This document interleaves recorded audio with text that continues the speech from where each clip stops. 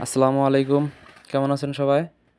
আজকে আপনাদের সাথে নতুন একটা কাজের অভিজ্ঞতা শেয়ার করব, যা আমি বাংলাদেশে কোনো সময় করি নাই। এরকম ফিটিংস বাংলাদেশে যদি থাকতো আমার কাজে খুব উপকার হইতো। তো চলেন শুরু করি। এটা দেখতে পারতেছেন আমার হাতে একটা কবলিন। তো এটার সাইডের যে বিটগুলো আছে বিটগুলো সুন্দর করে মাইরা দিমু সমান লেভেল কইরা, যাতে পাইপের এদিক থেকে ওইদিকে চলে যায়। তো দেখতে পারতেছেন মারতেছি আমি বিটগুলা ভালো করে সুন্দর করে রাত দিয়ে কষতেছি। একদম প্লেন হয়েছে, দেখতেই পারতেছেন।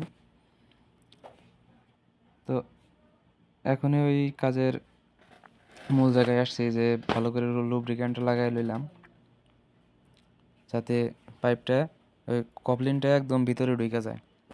বাংলাদেশে আমরা কাজ করছি গুলো ফিটিংস দিয়ে, এইরকম ফিটিংস দিয়ে কাজ করি নাই।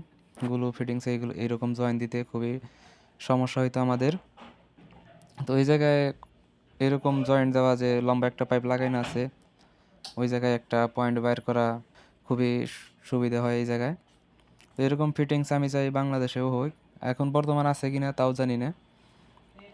তো বাংলাদেশের কাজ আর সৌদি আরবের কাজ একই। এক- কাজ যারা জানে তাদের জন্য কোনো সমস্যাই না, একই কাজ। তো দেখতে পারতেছেন লাগাইতেছি। এর মধ্যে আমাদের একটু ভুল হয়ে গেছে, যে পাইপটা হালকা একটু বড় হয়েছে, 1 সেন্টি বড় হয়ে গেছে। আর এগুলা সব রাবারের ফিটিংস, এগুলো একটাও গুলোর ফিটিংস না, রাবারের। যে কোনো সময় পরে খোলা যাব, সমস্যা নেই। তো দেখতে পারতেছেন যে এই 1 সেন্টি বড় হয়ে গেছে পাইপটা।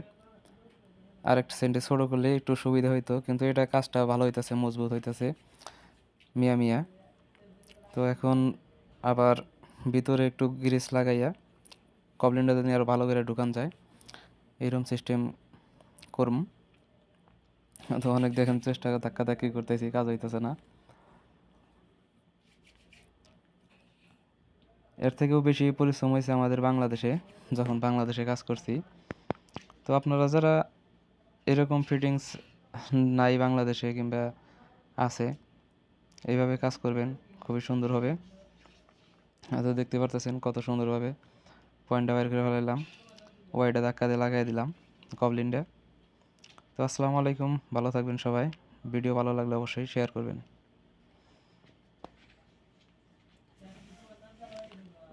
এরশাদ।